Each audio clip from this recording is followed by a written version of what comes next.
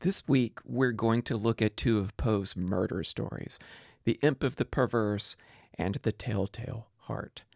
In the manner of their telling, they're very different stories, quite obviously, but there are also several parallels between them, the most important of which, perhaps, is the idea of perversity. I'm going to spend some time in this video explaining what Poe means by that term.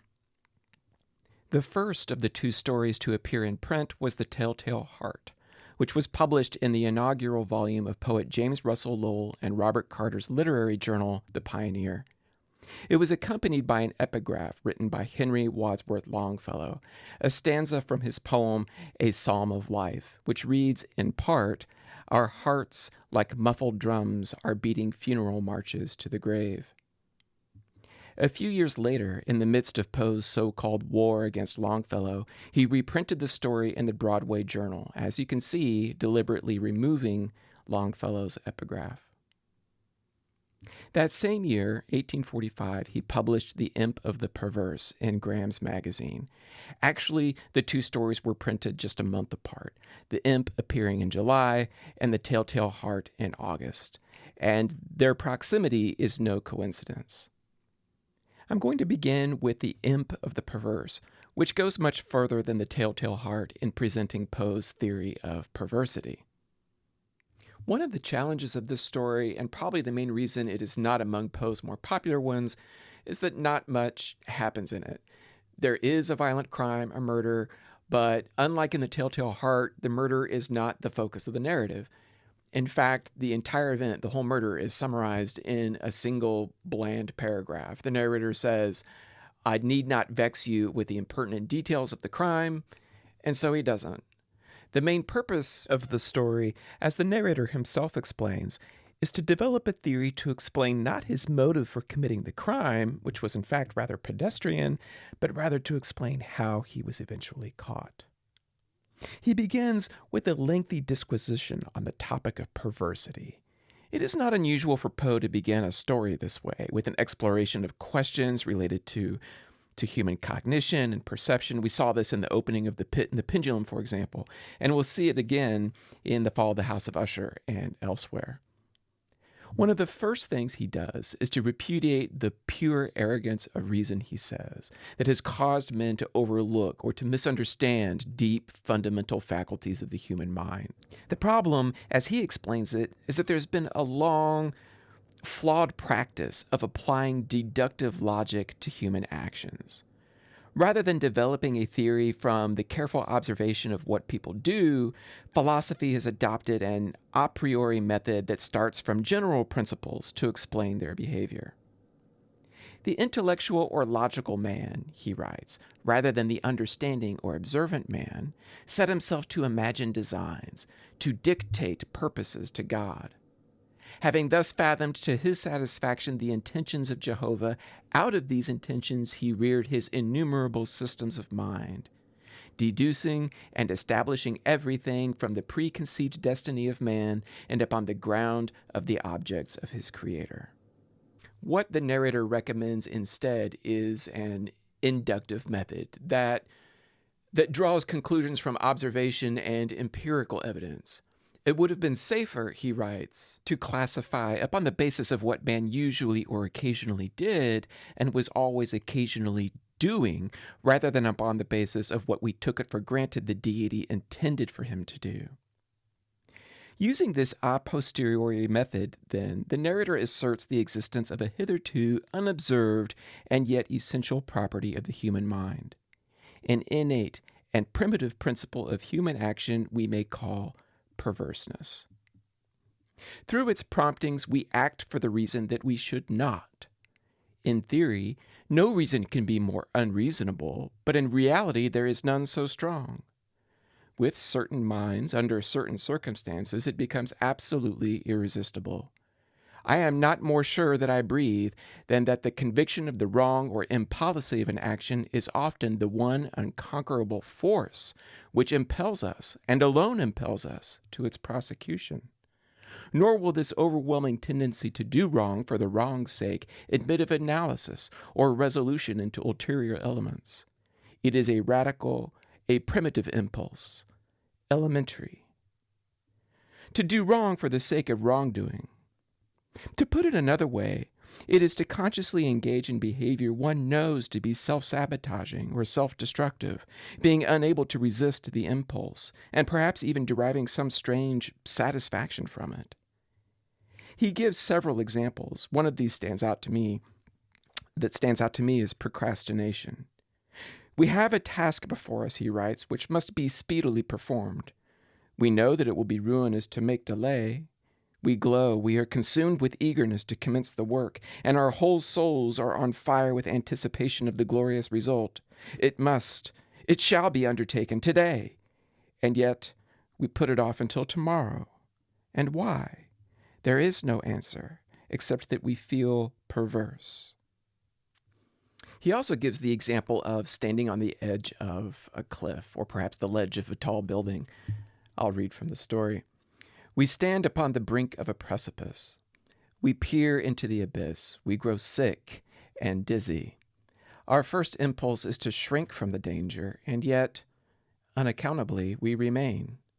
And because our reason most strenuously deters us from the brink, therefore do we the more unhesitatingly approach it. There is no passion in nature of so demonic an impatience as the passion of him who thus meditates his plunge. After all this, the story abruptly shifts from philosophical disquisition to a dramatic monologue in which the narrator reveals, first, that he is in prison, and second, that he is a murderer, and furthermore addresses the reader in the second person as though we were ourselves conducting the interview. I have premised thus much, he says, that I may be able, in some degree, to give an intelligible answer to your queries, that I may explain to you why I am here.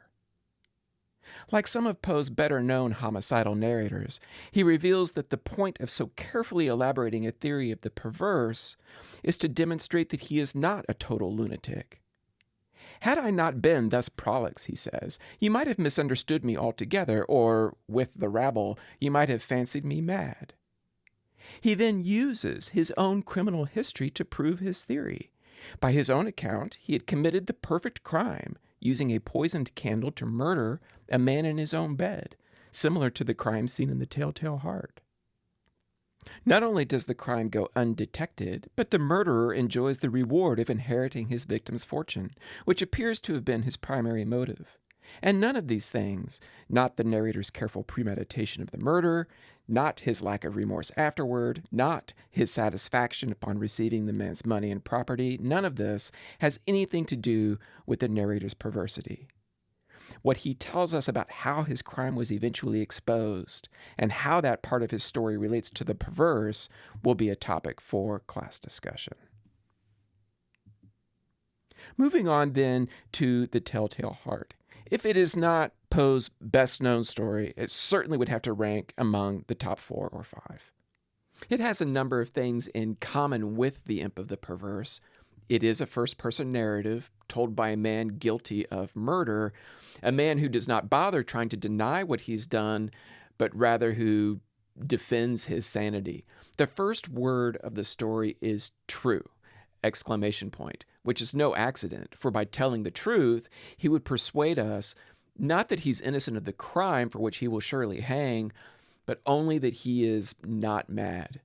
And like the narrator in The Imp of the Perverse, he accomplishes this by directing our attention to the method of the crime itself, the careful premeditation, the nightly visitations to the old man's bedroom, the alacrity with which he chops up his victim in a tub and stuffs the body parts under the floorboards, the ready explanation he provides when the police arrive at his residence, inquiring into a scream reported by a neighbor. What happens next, however, is a paroxysm of perversity that, contrary to the narrator's confidence in his own sanity, demonstrates quite clearly to the reader that he is not at all sane.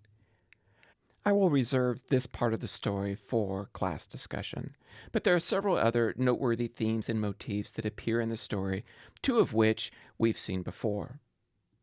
So we'll talk about hypersensitivity, Poe's manipulation of narrative time, monomania, and finally the psychology of fear. Starting with hypersensitivity, what the narrator himself calls over-acuteness of the senses, and in particular, his acute sense of hearing. He says, "I heard all things in the heaven and in the earth. I heard many things in hell." He claims to be able to hear insects in his bedroom walls, and of course, the beating of the old man's heart. The manipulation of narrative time. We've already seen Poe's tendency to suspend narrative time using techniques like verbal repetition or employing dashes to achieve temporizing effects and delaying the full disclosure of key details. And a good illustration of this in The Telltale Heart is on page 319, in a passage describing the tense moments leading up to the murder of the old man. "When I had waited a long time, very patiently, without hearing him lie down, I resolved to open a very, very little crevice in the lantern. So I opened it. You cannot imagine how stealthily, until at length a single dim ray, like the thread of the spider, shot from out the crevice and fell full upon the vulture eye. It was open, wide open, and I grew furious as I gazed upon it. I saw it with perfect distinctness, all a dull blue, with a hideous veil over it that chilled the very marrow in my bones." Next, we'll talk about monomania. This is something we haven't seen yet, but it will factor in a number of stories later on. Monomania is essentially an obsession, a deranged fixation on a singular object or idea to the exclusion of everything else, usually resulting in some form of psychosis. In this story, the narrator's fixation is on the old man's eye, the evil eye, he calls it. "It is impossible to say how first the idea entered my brain," he tells us. "But once conceived, it haunted me day and night." And it is this fixation, initially, that drives him to plot the old man's murder.